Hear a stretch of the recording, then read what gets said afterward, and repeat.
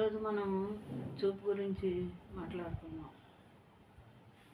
చూపు అనేది మనిషికి అతి ప్రధానమైనది. చూపు లేకపోతే మనిషి జీవితం దేనికి ఉపయోగపడదు.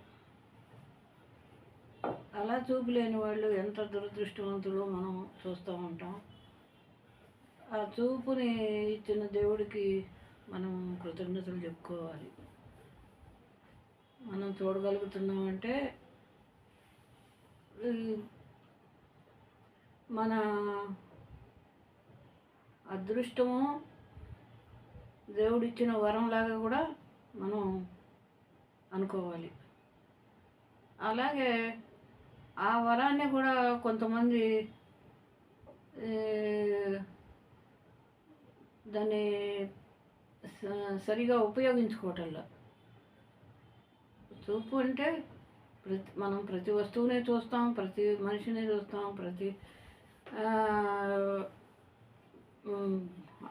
ప్రకృతిని చూస్తాం, అన్నిటినీ చూస్తాం. చూసి మనం ఒక్కొక్క చూపులో ఒక్కొక్క ఆత్మానుభూతిని ఆస్వాదిస్తాం. అలాగే ఇప్పుడు కొన్నాళ్ళ తర్వాత చిన్నప్పుడు స్కూల్కి వెళ్ళి వచ్చిన 10 గంటలో 9 గంటల్లోనూ అమ్మని చూస్తే ఇక ఆ చూపు ఎలా ఉంటుంది అంటే, ఆ పిల్లలకి అమ్మని చూసేసరికి ఆ కళ్ళల్లో ఆనందం వెలిగిపోతుంది. అలాగే తల్లికి కూడా అనిపిస్తుంది కొన్ని గంటలే అయినా. అదే పెళ్ళి అయ్యి అత్తారింటికి వెళ్ళిపోయింది అనుకోండి, అప్పుడు పుట్టింటికి వస్తే ఇంట్లో వాళ్ళని చూసేసరికి ఆ కళ్ళల్లో కన్నీళ్ళు వస్తాయి. అవి బాధతో వస్తున్నాయా, ఆనందంతో వస్తున్నాయా అనేది మనం చెప్పలేం. అది ఆ కళ్ళకే తెలవాలి. ఎందుకంటారేమో, కొంతమందికి ఆనందంతో వస్తాయి, కొంతమందికి బాధతోనూ వస్తాయి. అవి మనం కనుక్కోలేము. అది ఒక్క కళ్ళకే తెలుస్తుంది ఆ కన్నీళ్ళు. అలాగే ఇప్పుడు మామూలుగా మనం చిన్నపిల్లల్ని చూసామనుకోండి, చూసినప్పుడు అనిపిస్తుంది అబ్బా ఎంత ముద్దుగా ఉన్నారు అని. ఆ చూపు ఒక విధమైన చూపు. చూసేటప్పుడే మనం కళ్ళల్లోంచి చూపు ఆ దృష్టిలో పోతుంది. అలాగే మనకి ఇష్టం లేని వాళ్ళని ఉందనుకోండి, వాళ్ళు ఎదురు పడ్డారే అనుకోండి, అప్పుడు మన చూపు మనకే అర్థమవుతుంది మనం ఎలా చూస్తున్నాము అనే విషయం. ఆ చూపులో క్రోధం ఉంటుంది, కోపం ఉంటుంది. అలాగే వయసుకు వచ్చినాక పిల్లలు ఒకరినొకరు చూస్తారు. ఆ చూపు ఎలా అంటే, కొంతమంది ఆరాధన దృష్టితో చూస్తారు, కొంతమంది ప్రేమగా చూస్తారు, కొంతమంది ఇష్టంగా చూస్తారు. ఆ ఒక్క చూపులోనే ఎన్ని రకాలు ఉంటాయి. ఇప్పుడు కొంతమంది ఆడపిల్లలను చూసే చూపులో ఇష్టము, ప్రేమ ఇలాంటివి ఏమి ఉండవు. వాళ్ళు ఒక విధమైన కామన్ దృష్టితోనే చూస్తారు. అది చూసేవాడికి తెలుసుద్ది, ఆ అమ్మాయికి తెలుసుద్ది ఆ చూపు ఏంటి అనేది. అలా ఉంటుంది చూపు. అదేవిధంగా తండ్రి మగవాళ్ళే ఇప్పుడు అన్న ఉన్నాడు అనుకోండి, అన్న చెల్లిని చూసే దృష్టి ప్రేమ ఉంటుంది. అదే భర్త చూసే దృష్టి ఉంటుంది అనుకోండి, ఆ కళ్ళల్లో ఒక విధమైన, ఇప్పుడు కామము అనే అందాకన్నా కానీ అది వేరే ఉంటుంది, ఇది శృంగారంగా కొంచెం వైవిధ్యంగా ఉంటుంది. అలాగే తండ్రి ఆడపిల్లని చూశాడు అనుకోండి, ఆ తండ్రి కళ్ళల్లో వాత్సల్యం ఉంటుంది. అలాగే ప్రతి దృష్టి తేడా ఉంటుంది. అట్ట చెప్పి ఇటు చెప్పి నేను వచ్చేసరికి ప్రతి విషయంలోకి ఆడపిల్లలే వస్తున్నారంటే ఆడపిల్లలు లేనిదే అసలు ఏదీ లేదు. సృష్టి మొదలు చివరి వరకు ఆడపిల్లే ఉంటుంది. కాబట్టి ఏ విషయం వచ్చినా కానీ వీళ్ళకి టచ్ అవ్వకుండా విషయం రాదు. అందుకని కేవలం ఆడపిల్లలనే మనం సపోజ్ తీసుకోవాల్సి వస్తుంది. ఎందుకంటారేమో ప్రతి విషయానికి వాళ్ళు లేనిదే ఏ విషయం జరగట్లా.